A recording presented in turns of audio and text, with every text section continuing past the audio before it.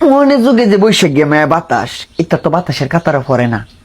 বাতাস হইতো আমডার আমলে হাওড়ের মেঝে বাড়ি আছে না, এটা বাড়ি উড়াই লই যেত গা বাতাসের।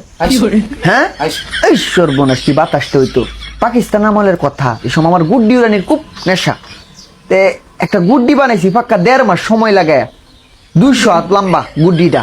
তো এই গুড্ডি উড়ে আমি কিনবে মুতা দেখি গুড্ডি উড়বো। আমরা 10 থেকে 15 কানি নাইলে খেতাছি।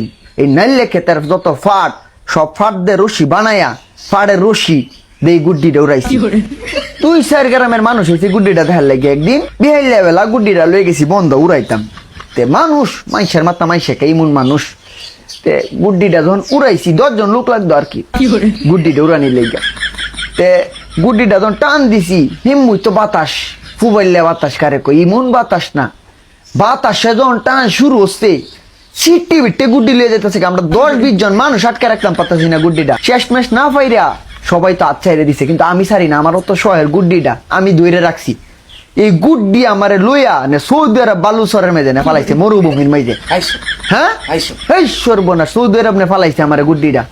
পরে দে তো হেনকে কাম কাজ করি, টিয়া পয়সা কামাইছি।